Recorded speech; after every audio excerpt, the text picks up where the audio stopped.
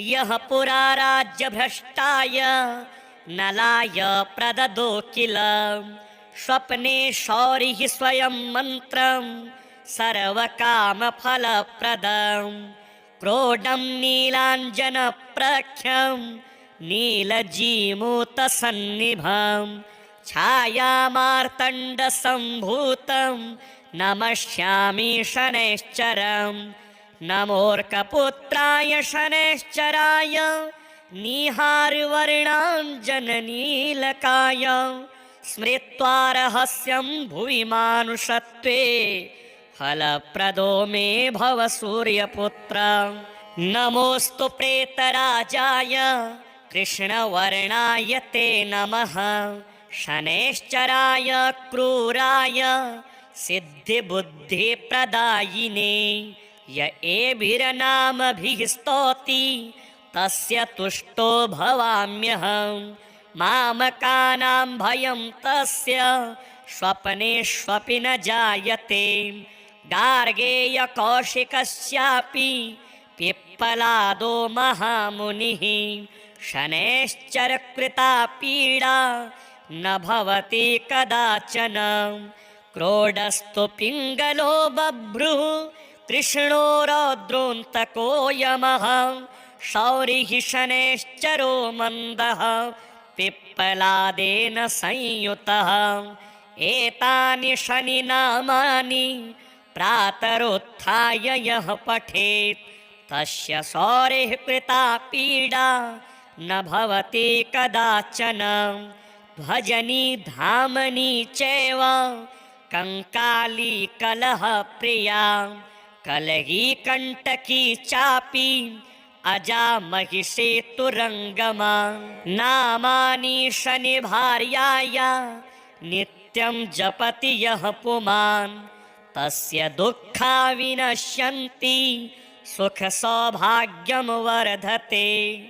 यः पुरा राज्यभ्रष्टाय नलाय प्रददो किल स्वप्ने शौरिः स्वयं मन्त्रं सर्वकामफलप्रदं क्रोडं नीलाञ्जनप्रख्यं नीलजीमूतसन्निभं छायामार्तण्डसम्भूतं नमस्यामि शनैश्चरं नमोऽर्कपुत्राय शनैश्चराय निहारवर्णाञ्जननीलकाय स्मृत्वा रहस्यं भुवि मानुषत्वे फलप्रदो मे भव सूर्यपुत्र। नमोऽस्तु प्रेतराजाय कृष्णवर्णाय ते नमः शनैश्चराय क्रूराय सिद्धिबुद्धिप्रदायिने य एभिर्नामभिः स्तौति तस्य तुष्टो भवाम्यहं मामकानां भयं तस्य स्वप्नेष्वपि न जायते गार्गेयकौशिकस्यापि पिप्पलादो महामुनिः शनैश्चरकृता पीडा न भवति कदाचन क्रोडस्तु पिङ्गलो बभ्रुः कृष्णो रौद्रोऽन्तको यमः शौरिः शनैश्चरो मन्दः पिप्पलादेन संयुतः एतानि शनिनामानि प्रातरुत्थाय यः पठेत् तस्य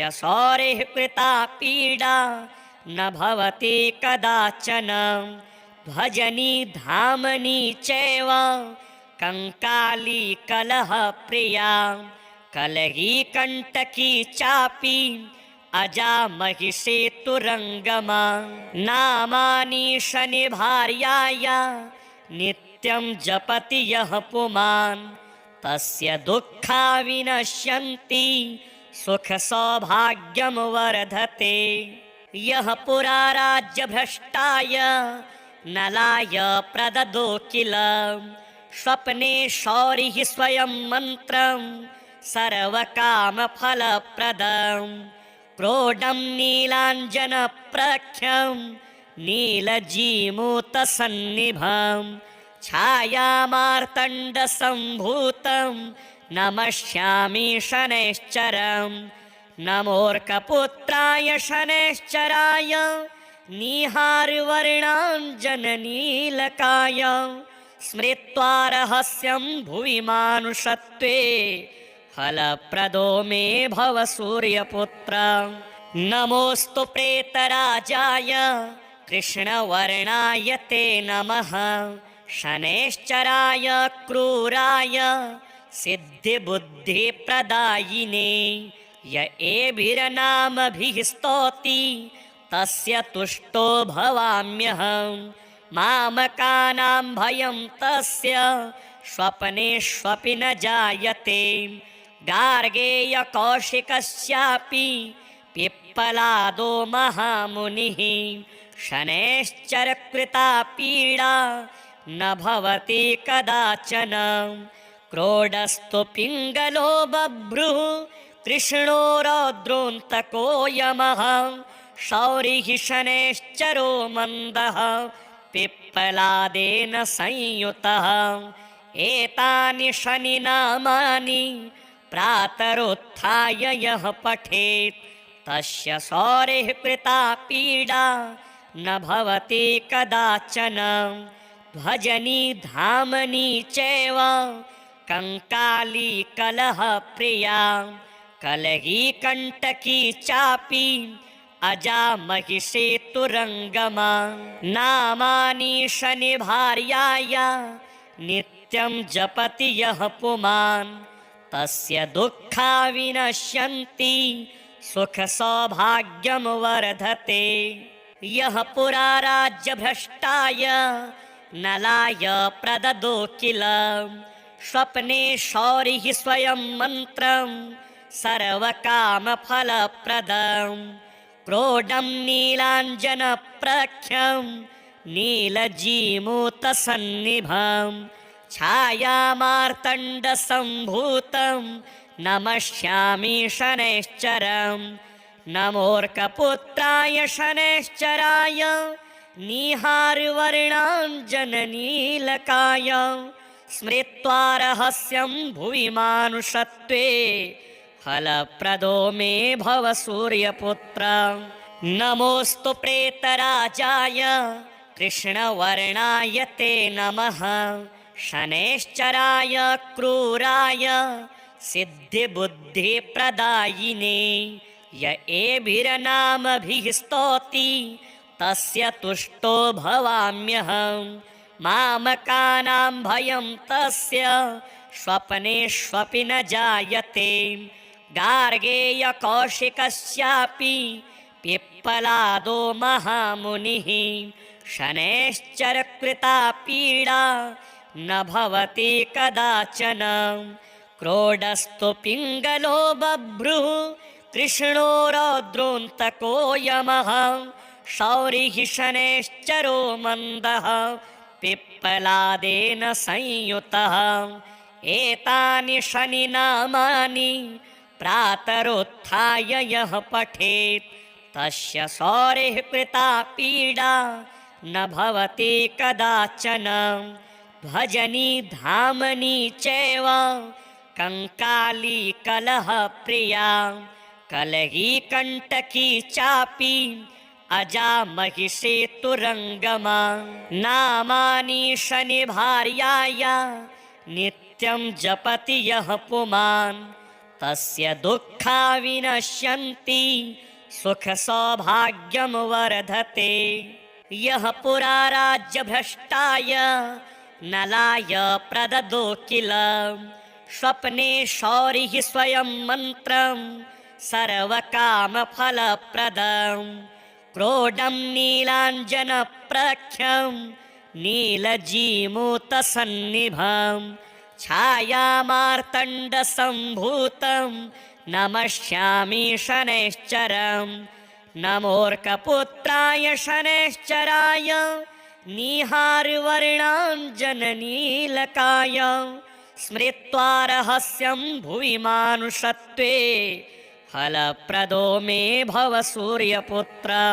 नमोऽस्तु प्रेतराजाय कृष्णवर्णाय ते नमः शनैश्चराय क्रूराय सिद्धिबुद्धिप्रदायिने य एभिर्नामभिः स्तौति तस्य तुष्टो भवाम्यहम् मामकानां भयं तस्य स्वप्नेष्वपि न जायते गार्गेयकौशिकस्यापि पिप्पलादो महामुनिः शनैश्चरकृता पीडा न भवति कदाचन क्रोडस्तु पिङ्गलो बभ्रुः कृष्णो रौद्रोऽन्तको यमः शौरिः शनैश्चरो मन्दः पिप्पलादेन संयुतः एतानि शनिनामानि प्रातरुत्थाय यः पठेत् तस्य शौरिः कृता पीडा न भवति कदाचन भजनी धामनी चैव कंकाली कलह प्रिया कलही कंटकी चापि अजा महिषेतुरङ्गमा नामानि शनिभार्याया नित्यं जपति यः पुमान् तस्य दुःखा विनश्यन्ति सुख सौभाग्यं वर्धते यः पुरा राज्यभ्रष्टाय नलाय प्रददो किल स्वप्ने शौरिः स्वयं मन्त्रं सर्वकामफलप्रदम् क्रोडं नीलाञ्जनप्रख्यं नीलजीमूतसन्निभं छायामार्तण्डसम्भूतं नमस्यामि शनैश्चरं नमोऽर्कपुत्राय शनैश्चराय निहारवर्णाञ्जननीलकाय स्मृत्वा रहस्यं भुवि मानुषत्वे फलप्रदो मे भव सूर्यपुत्र नमोऽस्तु प्रेतराजाय कृष्णवर्णाय ते नमः शनैश्चराय क्रूराय सिद्धिबुद्धिप्रदायिने य एभिर्नामभिः स्तौति तस्य तुष्टो भवाम्यहम् मामकानां भयं तस्य स्वप्नेष्वपि न जायते गार्गेयकौशिकस्यापि पिप्पलादो महामुनिः शनैश्चरकृता पीडा न भवति कदाचन क्रोडस्तु पिङ्गलो बभ्रुः कृष्णो रौद्रोऽन्तको यमः शौरिः शनैश्चरो मन्दः पिप्पलादेन संयुतः एतानि शनिनामानि प्रातरुत्थाय यः पठेत् तस्य शौरिः कृता पीडा न भवति कदाचन भजनी धामनी चैव कंकाली कलह प्रिया कलही कंटकी चापि अजा महिषेतुरङ्गमा नामानि शनिभार्याया नित्यं जपति यः पुमान् तस्य दुःखा विनश्यन्ति सुख सौभाग्यं वर्धते यः पुरा राज्यभ्रष्टाय नलाय प्रददो किल स्वप्ने शौरिः स्वयं मन्त्रं सर्वकामफलप्रदम् क्रोडं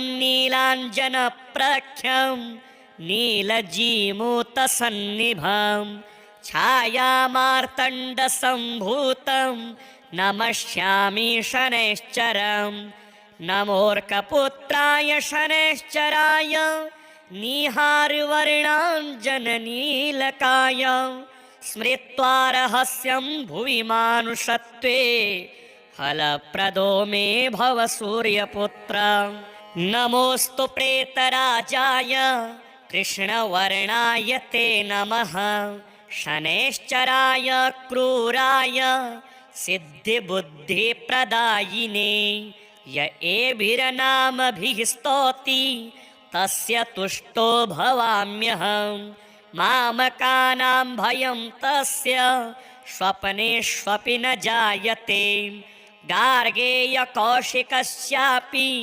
पिप्पलादो महामुनिः शनैश्चरकृता पीडा न भवति कदाचन।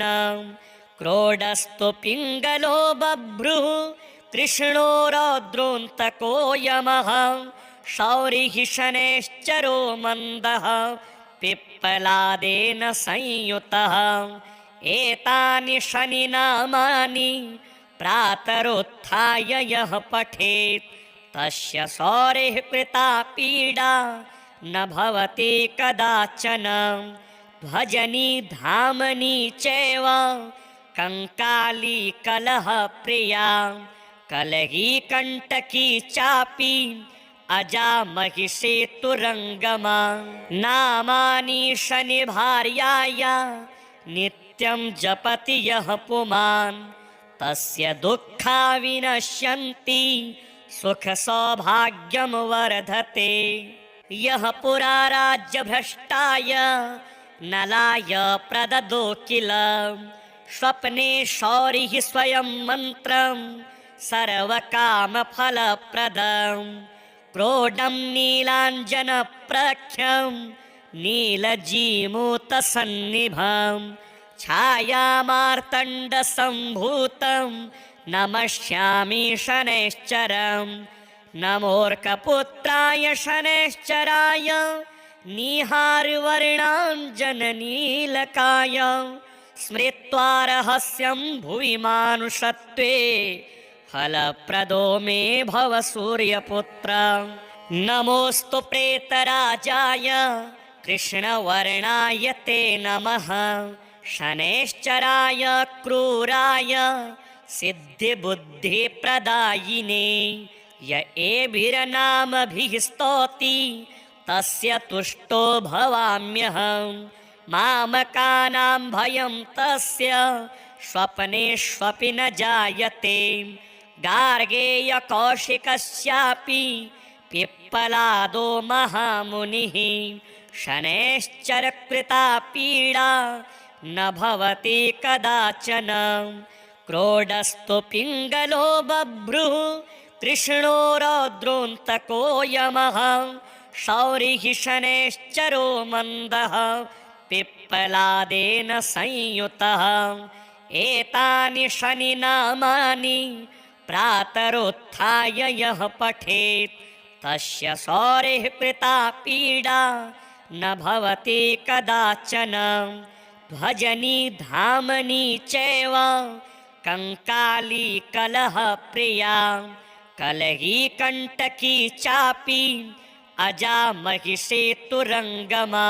नामानि शनि भार्याया नित्यं जपति यः पुमान् तस्य दुःखा विनश्यन्ति सुख सौभाग्यं वर्धते। यः पुरा राज्यभ्रष्टाय नलाय प्रददो किल स्वप्ने शौरिः स्वयं मन्त्रं सर्वकामफलप्रदं। क्रोडं नीलाञ्जनप्रख्यं नीलजीमूतसन्निभं छायामार्तण्डसम्भूतं नमस्यामि शनैश्चरम्। नमोऽर्कपुत्राय शनैश्चराय निहारवर्णाञ्जननीलकाय स्मृत्वा रहस्यं भुवि मानुषत्वे फलप्रदो मे भव सूर्यपुत्र। नमोऽस्तु प्रेतराजाय कृष्णवर्णाय ते नमः शनैश्चराय क्रूराय सिद्धिबुद्धिप्रदायिने।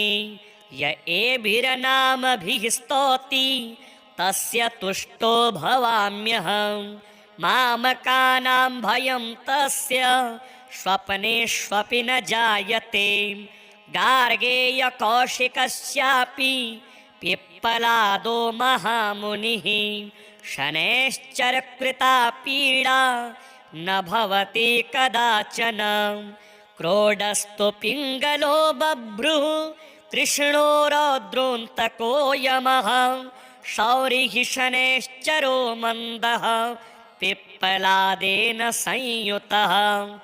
एतानि शनिनामानि प्रातरुत्थाय यः पठेत् तस्य शौरिः कृता पीडा न भवति कदाचन भजनी धामनी चैव कंकाली कलह प्रिया कलही कंटकी चापी अजा महिषेतुरंगमा नामानि शनि भार्याया नित्यं जपति यः पुमान् तस्य दुःखा विनश्यन्ति सुख सौभाग्यं वर्धते यः पुरा राज्यभ्रष्टाय नलाय प्रददो किल स्वप्ने शौरिः स्वयं मन्त्रं सर्वकामफलप्रदं क्रोडं नीलाञ्जनप्रख्यं नीलजीमूतसन्निभं छायामार्तण्डसम्भूतं नमस्यामि शनैश्चरं नमोऽर्कपुत्राय शनैश्चराय निहारवर्णाञ्जननीलकाय स्मृत्वा रहस्यं भुवि मानुषत्वे फलप्रदो मे भव सूर्यपुत्र नमोऽस्तु प्रेतराजाय कृष्णवर्णाय ते नमः शनैश्चराय क्रूराय सिद्धिबुद्धिप्रदायिने य एभिर्नामभिः स्तौति तस्य तुष्टो भवाम्यहं मामकानां भयं तस्य स्वप्नेष्वपि न जायते गार्गेयकौशिकस्यापि पिप्पलादो महामुनिः शनैश्चरकृता पीडा न भवति कदाचन क्रोडस्तु पिङ्गलो बभ्रुः कृष्णो रौद्रोऽन्तको यमः शौरिः शनैश्चरो मन्दः पिप्पलादेन संयुतः एतानि शनिनामानि प्रातरुत्थाय यः पठेत् तस्य शौरिः कृता पीडा न भवति कदाचन भजनी धामनी चैव कंकाली कलह प्रिया कलही कंटकी चापी अजा महिषेतुरंगमा नामानि शनि भार्याया नित्यं जपति यः पुमान् तस्य दुःखा विनश्यन्ति सुख सौभाग्यं वर्धते यः पुरा राज्यभ्रष्टाय नलाय प्रददो किल स्वप्ने शौरिः स्वयं मन्त्रं सर्वकामफलप्रदं क्रोडं नीलाञ्जनप्रख्यं नीलजीमूतसन्निभं छायामार्तण्डसम्भूतं नमस्यामि शनैश्चरं नमोऽर्कपुत्राय शनैश्चराय निहारवर्णाञ्जननीलकाय स्मृत्वा रहस्यं भुवि मानुषत्वे फलप्रदो मे भव सूर्यपुत्र नमोऽस्तु प्रेतराजाय कृष्णवर्णाय ते नमः शनैश्चराय क्रूराय सिद्धिबुद्धिप्रदायिने य एभिर्नामभिः स्तौति तस्य तुष्टो भवाम्यहं मामकानां भयं तस्य स्वप्नेष्वपि न जायते गार्गेयकौशिकस्यापि पिप्पलादो महामुनिः शनैश्चरकृता पीडा न भवति कदाचन क्रोडस्तु पिङ्गलो बभ्रुः कृष्णो रौद्रोऽन्तको यमः शौरिः शनैश्चरो मन्दः पिप्पलादेन संयुतः एतानि शनिनामानि प्रातरुत्थाय यः पठेत् तस्य शौरिः कृता पीडा न भवति कदाचन भजनी धामनी चैव कंकाली कलह प्रिया कलही कंटकी चापी अजा महिषेतुरंगमा नामानि शनि भार्याया नित्यं जपति यः पुमान् तस्य दुःखा विनश्यन्ति सुखसौभाग्यं वर्धते। यः पुरा राज्यभ्रष्टाय नलाय प्रददो किल स्वप्ने शौरिः स्वयं मन्त्रं सर्वकामफलप्रदं। क्रोडं नीलाञ्जनप्रख्यं नीलजीमूतसन्निभं छायामार्तण्डसम्भूतं नमस्यामि शनैश्चरं। नमोऽर्कपुत्राय शनैश्चराय निहारवर्णाञ्जननीलकाय स्मृत्वा रहस्यं भुवि मानुषत्वे फलप्रदो मे भव सूर्यपुत्र। नमोऽस्तु प्रेतराजाय कृष्णवर्णाय ते नमः। शनैश्चराय क्रूराय सिद्धिबुद्धिप्रदायिने य एभिर्नामभिः स्तौति तस्य तुष्टो भवाम्यहं। मामकानां भयं तस्य स्वप्नेष्वपि न जायते। गार्गेयकौशिकस्यापि पिप्पलादो महामुनिः शनैश्चरकृता पीडा न भवति कदाचन। क्रोडस्तु पिङ्गलो बभ्रुः कृष्णो रौद्रोऽन्तको यमः। शौरिः शनैश्चरो मन्दः पिप्पलादेन संयुतः। एतानि शनिनामानि प्रातरुत्थाय यः पठेत् तस्य शौरिः कृता पीडा न भवति कदाचन। ध्वजनी धामनी चैव कंकाली कलहप्रिया कलही कंटकी चापि अजा महिषेतुरङ्गमा। नामानि शनिभार्याय नित्यं जपति यः पुमान् तस्य दुःखा विनश्यन्ति सुखसौभाग्यं वर्धते। यः पुरा राज्यभ्रष्टाय नलाय प्रददो किल स्वप्ने शौरिः स्वयं मन्त्रं सर्वकामफलप्रदं। क्रोडं नीलाञ्जनप्रख्यं नीलजीमूतसन्निभं छायामार्तण्डसम्भूतं नमस्यामि शनैश्चरं। नमोऽर्कपुत्राय शनैश्चराय निहारवर्णाञ्जननीलकाय स्मृत्वा रहस्यं भुवि मानुषत्वे फलप्रदो मे भव सूर्यपुत्र। नमोऽस्तु प्रेतराजाय कृष्णवर्णाय ते नमः।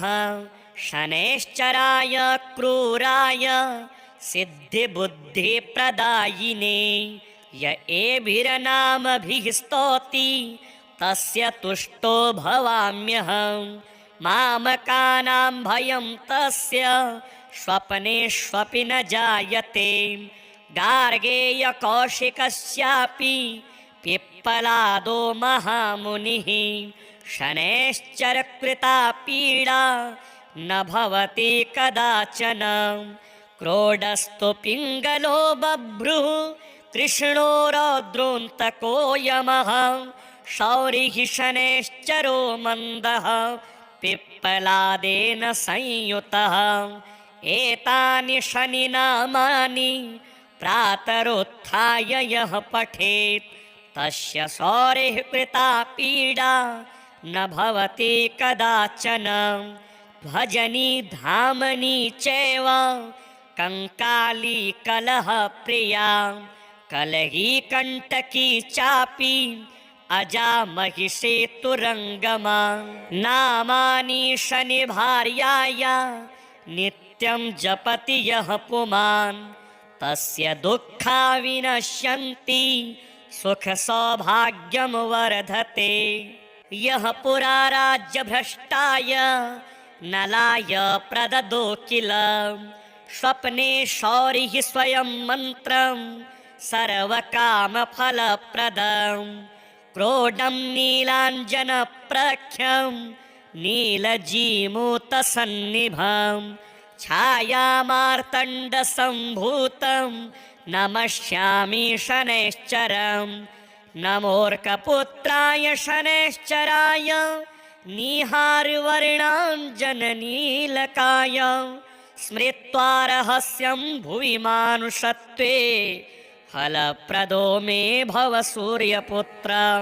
नमोऽस्तु प्रेतराजाय कृष्णवर्णाय ते नमः शनैश्चराय क्रूराय सिद्धिबुद्धिप्रदायिने य एभिर्नामभिः स्तौति तस्य तुष्टो भवाम्यहं मामकानां भयं तस्य स्वप्नेष्वपि न जायते। गार्गेयकौशिकस्यापि पिप्पलादो महामुनिः शनैश्चरकृता पीडा न भवति कदाचन। क्रोडस्तु पिङ्गलो बभ्रुः कृष्णो रौद्रोऽन्तको यमः शौरिः शनैश्चरो मन्दः पिप्पलादेन संयुतः। एतानि शनिनामानि प्रातरुत्थाय यः पठेत् तस्य शौरिः कृता पीडा न भवति कदाचन। ध्वजनी धामनी चैव कंकाली कलहप्रिया कलही कंटकी चापि अजा महिषेतुरङ्गमा। नामानि शनिभार्याया नित्यं जपति यः पुमान् तस्य दुःखा विनश्यन्ति सुखसौभाग्यं वर्धते। यः पुरा राज्यभ्रष्टाय नलाय प्रददो किल स्वप्ने शौरिः स्वयं मन्त्रं सर्वकामफलप्रदं। क्रोडं नीलाञ्जनप्रख्यं नीलजीमूतसन्निभं छायामार्तण्डसम्भूतं नमस्यामि शनैश्चरं नमोऽर्कपुत्राय शनैश्चराय निहारवर्णाञ्जननीलकाय स्मृत्वा रहस्यं भुवि मानुषत्वे फलप्रदो मे भव सूर्यपुत्र। नमोऽस्तु प्रेतराजाय कृष्णवर्णाय ते नमः शनैश्चराय क्रूराय सिद्धिबुद्धिप्रदायिने य एभिर्नामभिः स्तौति तस्य तुष्टो भवाम्यहं मामकानां भयं तस्य स्वप्नेष्वपि न जायते। गार्गेयकौशिकस्यापि पिप्पलादो महामुनिः शनैश्चरकृता पीडा न भवति कदाचन। क्रोडस्तु पिङ्गलो बभ्रुः कृष्णो रौद्रोऽन्तको यमः शौरिः शनैश्चरो मन्दः पिप्पलादेन संयुतः। एतानि शनिनामानि प्रातरुत्थाय यः पठेत् तस्य शौरिः कृता पीडा न भवति कदाचन। ध्वजनी धामनी चैव कंकाली कलहप्रिया कलही कंटकी चापि अजा महिषेतुरङ्गमा। नामानि शनिभार्याया नित्यं जपति यः पुमान् तस्य दुःखा विनश्यन्ति सुखसौभाग्यं वर्धते। यः पुरा राज्यभ्रष्टाय नलाय प्रददो किल स्वप्ने शौरिः स्वयं मन्त्रं सर्वकामफलप्रदं। क्रोडं नीलाञ्जनप्रख्यं नीलजीमूतसन्निभं छायामार्तण्डसम्भूतं नमस्यामि शनैश्चरं नमोऽर्कपुत्राय शनैश्चराय निहारवर्णाञ्जननीलकाय स्मृत्वा रहस्यं भुवि मानुषत्वे फलप्रदो मे भव सूर्यपुत्र। नमोऽस्तु प्रेतराजाय कृष्णवर्णाय ते नमः शनैश्चराय क्रूराय सिद्धिबुद्धिप्रदायिने य एभिर्नामभिः स्तौति तस्य तुष्टो भवाम्यहम् मामकानां भयं तस्य स्वप्नेष्वपि न जायते गार्गेयकौशिकस्यापि पिप्पलादो महामुनिः शनैश्चरकृता पीडा न भवति कदाचन क्रोडस्तु पिङ्गलो बभ्रुः कृष्णो रौद्रोऽन्तको यमः शौरिः शनैश्चरो मन्दः पिप्पलादेन संयुतः एतानि शनिनामानि प्रातरुत्थाय यः पठेत् तस्य शौरिः कृता पीडा न भवति कदाचन भजनी धामनी चैव कंकाली कलहप्रिया कलही कंटकी चापि अजा महिषेतुरङ्गमा नामानि शनिभार्याया नित्यं जपति यः पुमान् तस्य दुःखा विनश्यन्ति सुखसौभाग्यं वर्धते यः पुरा राज्यभ्रष्टाय नलाय प्रददो किल स्वप्ने शौरिः स्वयं मन्त्रं सर्वकामफलप्रदं क्रोडं नीलाञ्जनप्रख्यं नीलजीमूतसन्निभं छायामार्तण्डसम्भूतं नमस्यामि शनैश्चरम् नमोऽर्कपुत्राय शनैश्चराय निहारवर्णाञ्जननीलकाय स्मृत्वा रहस्यं भुवि मानुषत्वे फलप्रदो मे भव सूर्यपुत्र नमोऽस्तु प्रेतराजाय कृष्णवर्णाय ते नमः शनैश्चराय क्रूराय सिद्धिबुद्धिप्रदायिने य एभिर्नामभिः स्तौति तस्य तुष्टो भवाम्यहम् मामकानां भयं तस्य स्वप्नेष्वपि न जायते गार्गेयकौशिकस्यापि पिप्पलादो महामुनिः शनैश्चरकृता पीडा न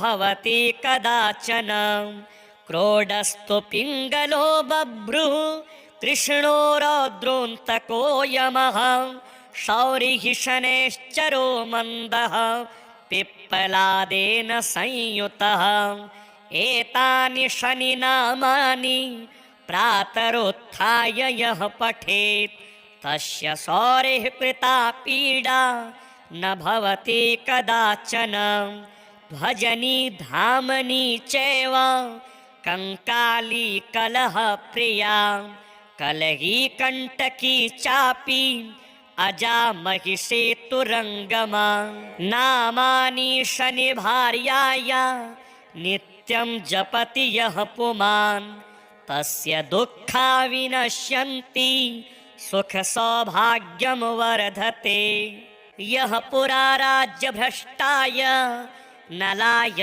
प्रददो किल स्वप्ने शौरिः स्वयं मन्त्रं सर्वकामफलप्रदं क्रोडं नीलाञ्जनप्रख्यं नीलजीमूतसन्निभं छायामार्तण्डसम्भूतं नमस्यामि शनैश्चरम् नमोऽर्कपुत्राय शनैश्चराय निहारवर्णाञ्जननीलकाय स्मृत्वा रहस्यं भुवि मानुषत्वे फलप्रदो मे भव सूर्यपुत्र नमोऽस्तु प्रेतराजाय कृष्णवर्णाय ते नमः शनैश्चराय क्रूराय सिद्धिबुद्धिप्रदायिने य एभिर्नामभिः स्तौति तस्य तुष्टो भवाम्यहम्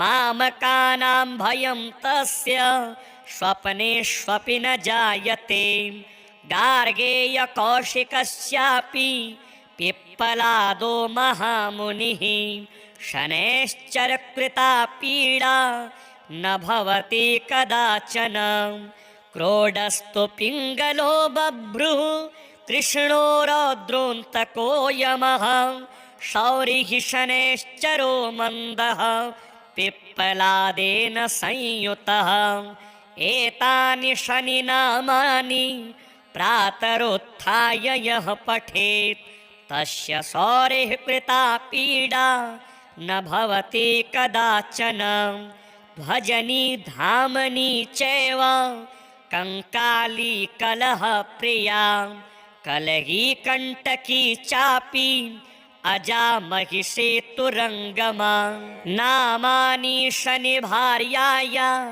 नित्यं जपति यः पुमान् तस्य दुःखा विनश्यन्ति सुख सौभाग्यं वर्धते यः पुरा राज्यभ्रष्टाय नलाय प्रददो किल स्वप्ने शौरिः स्वयं मन्त्रं सर्वकामफलप्रदं क्रोडं नीलाञ्जनप्रख्यं नीलजीमूतसन्निभं छायामार्तण्डसम्भूतं नमस्यामि शनैश्चरं नमोऽर्कपुत्राय शनैश्चराय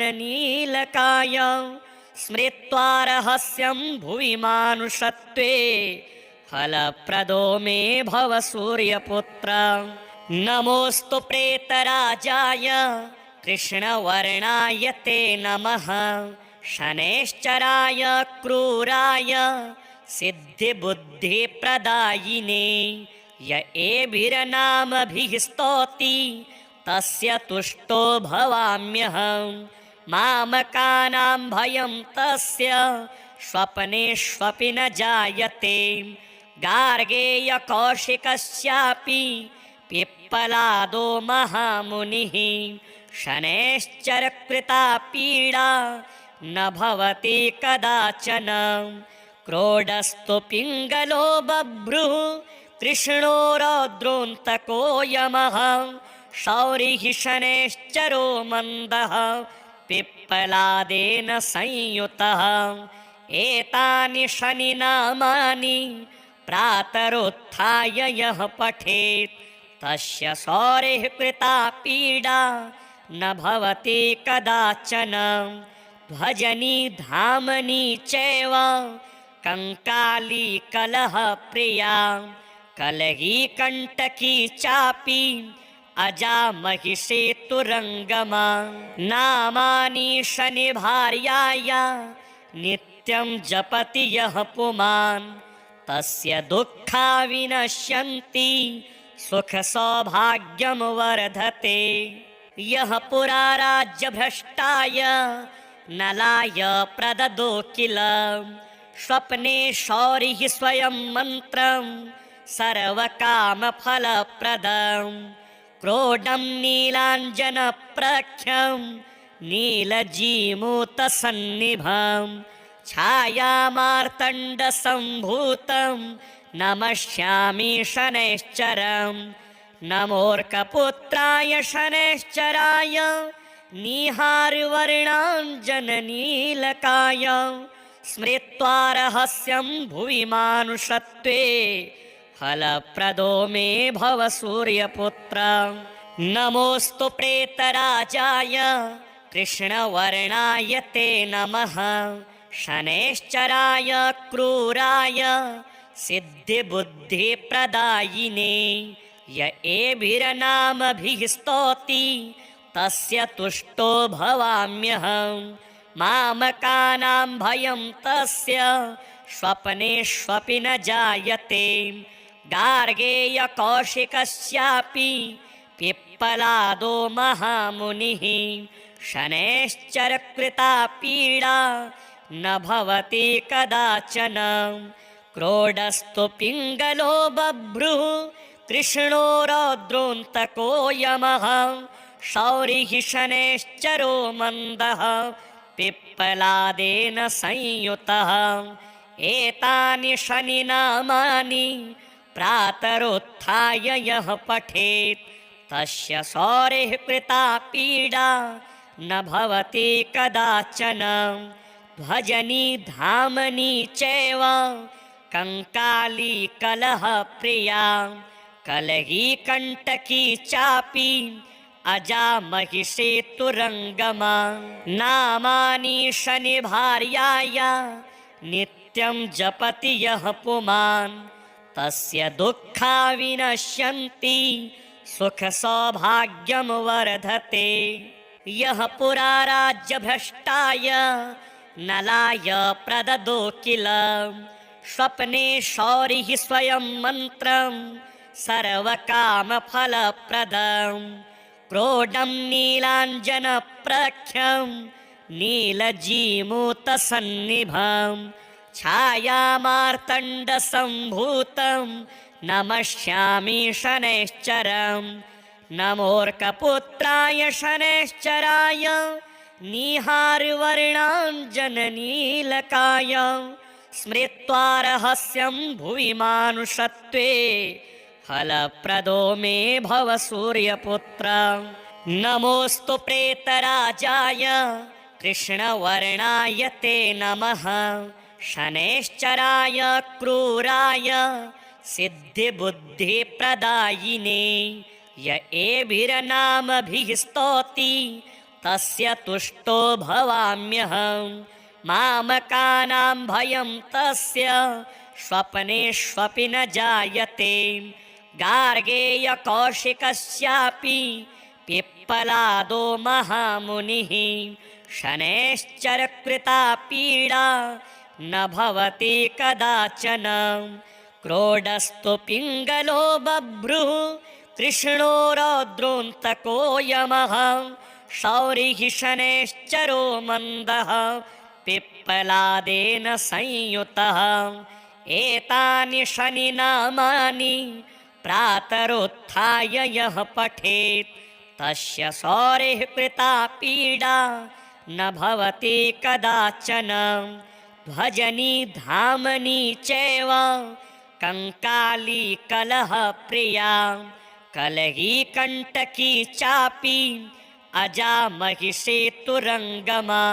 नामानि शनि भार्याया नित्यं जपति यः पुमान् तस्य दुःखा विनश्यन्ति सुख सौभाग्यं वर्धते। यः पुरा राज्यभ्रष्टाय नलाय प्रददो किल स्वप्ने शौरिः स्वयं मन्त्रं सर्वकामफलप्रदं। क्रोडं नीलाञ्जनप्रख्यं नीलजीमूतसन्निभं छायामार्तण्डसम्भूतं नमस्यामि शनैश्चरम्। नमोऽर्कपुत्राय शनैश्चराय निहारवर्णाञ्जननीलकाय स्मृत्वा रहस्यं भुवि मानुषत्वे फलप्रदो मे भव सूर्यपुत्र। नमोऽस्तु प्रेतराजाय कृष्णवर्णाय ते नमः। शनैश्चराय क्रूराय सिद्धिबुद्धिप्रदायिने य एभिर्नामभिः स्तौति तस्य तुष्टो भवाम्यहम्। मामकानां भयं तस्य स्वप्नेष्वपि न जायते। गार्गेयकौशिकस्यापि पिप्पलादो महामुनिः शनैश्चरकृता पीडा न भवति कदाचन। क्रोडस्तु पिङ्गलो बभ्रुः कृष्णो रौद्रोऽन्तको यमः। शौरिः शनैश्चरो मन्दः पिप्पलादेन संयुतः। एतानि शनिनामानि प्रातरुत्थाय यः पठेत् तस्य सौरेः कृता पीडा न भवति कदाचन। ध्वजनी धामनी चैव कंकाली कलह प्रिया कलही कंटकी चापी अजा महिषेतुरंगमा। नामानि शनि भार्याया नित्यं नित्यं जपति यः पुमान् तस्य दुःखा विनश्यन्ति सुखसौभाग्यं वर्धते। यः पुरा राज्यभ्रष्टाय नलाय प्रददो किल स्वप्ने शौरिः स्वयं मन्त्रं सर्वकामफलप्रदं क्रोडं नीलाञ्जनप्रख्यं नीलजीमूतसन्निभं छायामार्तण्डसम्भूतं नमस्यामि शनैश्चरम्। नमोऽर्कपुत्राय शनैश्चराय निहारवर्णाञ्जननीलकाय स्मृत्वा रहस्यं भुवि मानुषत्वे फलप्रदो मे भव सूर्यपुत्र। नमोऽस्तु प्रेतराजाय कृष्णवर्णाय ते नमः शनैश्चराय क्रूराय सिद्धिबुद्धिप्रदायिने य एभिर्नामभिः स्तौति तस्य तुष्टो भवाम्यहम्। मामकानां भयं तस्य स्वप्नेष्वपि न जायते। गार्गेयकौशिकस्यापि पिप्पलादो महामुनिः शनैश्चरकृता पीडा न भवति कदाचन। क्रोडस्तु पिङ्गलो बभ्रुः कृष्णो रौद्रोऽन्तको यमः शौरिः शनैश्चरो मन्दः पिप्पलादेन संयुतः। एतानि शनिनामानि प्रातरुत्थाय यः पठेत् तस्य शौरिः कृता पीडा न भवति कदाचन। भजनी धामनी चैव कंकाली कलहप्रिया कलही कंटकी चापि अजा महिषेतुरङ्गमा। नामानि शनिभार्याय नित्यं जपति यः पुमान् तस्य दुःखा विनश्यन्ति सुखसौभाग्यं वर्धते। यः पुरा राज्यभ्रष्टाय नलाय प्रददो किल स्वप्ने शौरिः स्वयं मन्त्रं सर्वकामफलप्रदं क्रोडं नीलाञ्जनप्रख्यं नीलजीमूतसन्निभं छायामार्तण्डसम्भूतं नमस्यामि शनैश्चरम्। नमोऽर्कपुत्राय शनैश्चराय निहारवर्णाञ्जननीलकाय स्मृत्वा रहस्यं भुवि मानुषत्वे फलप्रदो मे भव सूर्यपुत्र। नमोऽस्तु प्रेतराजाय कृष्णवर्णाय ते नमः शनैश्चराय क्रूराय सिद्धिबुद्धिप्रदायिने य एभिर्नामभिः स्तौति तस्य तुष्टो भवाम्यहम्। मामकानां भयं तस्य स्वप्नेष्वपि न जायते। गार्गेयकौशिकस्यापि पिप्पलादो महामुनिः शनैश्चरकृता पीडा न भवति कदाचन। क्रोडस्तु पिङ्गलो बभ्रुः कृष्णो रौद्रोऽन्तको यमः शौरिः शनैश्चरो मन्दः पिप्पलादेन संयुतः। एतानि शनिनामानि प्रातरुत्थाय यः पठेत् तस्य शौरिः कृता पीडा न भवति कदाचन।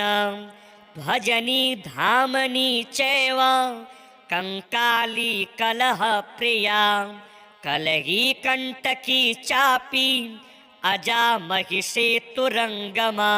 नामानि शनिभार्याय नित्यं जपति यः पुमान् तस्य दुःखा विनश्यन्ति सुखसौभाग्यं वर्धते। यः पुरा राज्यभ्रष्टाय नलाय प्रददो किल स्वप्ने शौरिः स्वयं मन्त्रं सर्वकामफलप्रदं क्रोडं नीलाञ्जनप्रख्यं नीलजीमूतसन्निभं छायामार्तण्डसम्भूतं नमस्यामि शनैश्चरं नमोऽर्कपुत्राय शनैश्चराय निहारवर्णाञ्जननीलकाय स्मृत्वा रहस्यं भुवि मानुषत्वे फलप्रदो मे भव सूर्यपुत्र नमोऽस्तु प्रेतराजाय कृष्णवर्णाय ते नमः शनैश्चराय क्रूराय सिद्धिबुद्धिप्रदायिने य एभिर्नामभिः स्तौति तस्य तुष्टो भवाम्यहं मामकानां भयं तस्य स्वप्नेष्वपि न जायते गार्गेयकौशिकस्यापि पिप्पलादो महामुनिः शनैश्चरकृता पीडा न भवति कदाचन क्रोडस्तु पिङ्गलो बभ्रुः तृष्णो रौद्रोऽन्तको यमः शौरिः शनैश्चरो मन्दः पिप्पलादेन संयुतः एतानि शनिनामानि प्रातरुत्थाय यः पठेत् तस्य शौरिः कृता पीडा न भवति कदाचन भजनी धामनी चैव कंकाली कलह प्रिया कलही कंटकी चापि अजा महिषेतुरङ्गमा नामानि शनिभार्याय नित्यं जपति यः पुमान् तस्य दुःखा विनश्यन्ति सुख सौभाग्यं वर्धते यः पुरा राज्यभ्रष्टाय नलाय प्रददो किल स्वप्ने शौरिः स्वयं मन्त्रं सर्वकामफलप्रदं क्रोडं नीलाञ्जनप्रख्यं नीलजीमूतसन्निभं छायामार्तण्डसम्भूतं नमस्यामि शनैश्चरं नमोऽर्कपुत्राय शनैश्चराय निहारवर्णाञ्जननीलकाय स्मृत्वा रहस्यं भुवि मानुषत्वे फलप्रदो मे भव सूर्यपुत्र नमोऽस्तु प्रेतराजाय कृष्णवर्णाय ते नमः शनैश्चराय क्रूराय सिद्धिबुद्धिप्रदायिने य एभिर्नामभिः स्तौति तस्य तुष्टो भवाम्यहं मामकानां भयं तस्य स्वप्नेष्वपि न जायते गार्गेयकौशिकस्यापि पिप्पलादो महामुनिः शनैश्चरकृता पीडा न भवति कदाचन क्रोडस्तु पिङ्गलो बभ्रुः तृष्णो रौद्रोऽन्तको यमः शौरिः शनैश्चरो मन्दः पिप्पलादेन संयुतः एतानि शनिनामानि प्रातरुत्थाय यः पठेत् तस्य शौरिः कृता पीडा न भवति कदाचन भजनी धामनी चैव कंकाली कलह प्रिया कलही कंटकी चापि अजा महिषेतुरङ्गमा नामानि शनिभार्याय नित्यं जपति यः पुमान् तस्य दुःखा विनश्यन्ति सुख सौभाग्यं वर्धते यः पुरा राज्यभ्रष्टाय नलाय प्रददो किल स्वप्ने शौरिः स्वयं मन्त्रं सर्वकामफलप्रदं क्रोडं नीलाञ्जनप्रख्यं नीलजीमूतसन्निभं छायामार्तण्डसम्भूतं नमस्यामि शनैश्चरं नमोऽर्कपुत्राय शनैश्चराय निहारवर्णाञ्जननीलकाय स्मृत्वा रहस्यं भुवि मानुषत्वे फलप्रदो मे भव सूर्यपुत्र नमोऽस्तु प्रेतराजाय कृष्णवर्णाय ते नमः। शनैश्चराय क्रूराय सिद्धिबुद्धिप्रदायिने य एभिर्नामभिः स्तौति तस्य तुष्टो भवाम्यहम्। मामकानां भयं तस्य स्वप्नेष्वपि न जायते। गार्गेयकौशिकस्यापि पिप्पलादो महामुनिः शनैश्चरकृता पीडा न भवति कदाचन। क्रोडस्तु पिङ्गलो बभ्रुः कृष्णो रौद्रोऽन्तको यमः। शौरिः शनैश्चरो मन्दः पिप्पलादेन संयुतः। एतानि शनिनामानि प्रातरुत्थाय यः पठेत् तस्य शौरिः कृता पीडा न भवति कदाचन। भजनी धामनी चैव कंकाली कलहप्रिया कलही कण्टकी चापि अजा महिषेतुरङ्गमा। नामानि शनिभार्याया नित्यं जपति यः पुमान् तस्य दुःखा विनश्यन्ति सुखसौभाग्यं वर्धते।